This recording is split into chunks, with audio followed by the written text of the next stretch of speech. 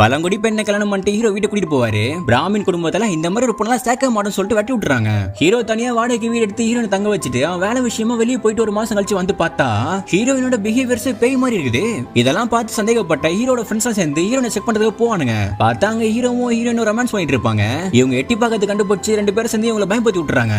இந்த பேய் கிட்ட இருந்து நம்ம ஃப்ரெண்ட் எப்படியாவது காப்பான்னு சொல்லிட்டு மந்திரவாதியை கூட்டு வந்து பேய் ஓட்டுவாங்க. ஆனா ஹீரோயின் எல்லாரையும் அடிச்சு போட்டுறான். ஹீரோவும் ஃப்ரெண்ட்ஸ் கிட்ட நீங்க என்ன சந்தேகப்பட்டதெல்லாம் போதும் நிம்மதியா வரணும்னு சொல்லிட்டு அவங்க அனுப்பி விட்டுறான். அப்பதான் ஊருக்குள்ள ஹீரோயினோட பேய் ஓட்டுறதுக்கு ஒரு அகோரி வருவாரு.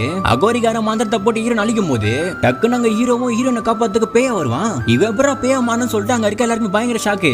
ஆக்சுவலா என்ன இருக்கும்னா ஹீரோ ஊர்ல இல்லாத போது ஹீரோன் பிரெக்னன்ட் ஆயிருப்பான். இந்த மேட்டர் ஹீரோட அப்பாவுக்கு தெரிய வர நம்ம வம்சோட வாரிசு இந்த மாதிரி ஒரு பொண்ணு வயித்துல வளரவே கூடாது சொல்லிட்டு அவர் வந்து ஹீரோயின் வயித்தை மதிச்சு குழந்தையோட சேர்த்து ஹீரோயின் போட்டு தள்ளிருப்பாரு. ஹீரோயின் இறந்து போய் ஆன்மாவா அலையிற மேட்டர் ஹீரோட தங்கச்சி பாத்திருப்பா. இந்த விஷயத்த ஹீரோ வந்ததுமே அவன்கிட்ட சொல்லிருப்பான். இறந்து போனா ஹீரோயின் கூட ஆவியா வாழலாம்னு சொல்லிட்டு ஹீரோ வேணும்னு நெருப்புல குதிச்சு இறந்து போயிருப்பான். ஹீரோவோட ஆன்மாவை பார்த்து ஹீரோட ஃப்ரெண்ட்ஸ் எல்லாம் ஹீரோ உயிரோட தான் இருக்க நம்பி இருப்பானுங்க. ஜாதிக்காக கர்ப்பிணி பண்ணியே போட்டு தள்ளிருக்கானு சொல்லிட்டு ஊர் மக்கள் எல்லாம் சேர்ந்து ஹீரோட அப்பா அடிச்சு கொண்டுறாங்க. ஹீரோவும் ஹீரோயினும் ஆவியாவே ஒன்னு சேர்ந்து வாழ ஆரம்பிச்சிருவாங்க.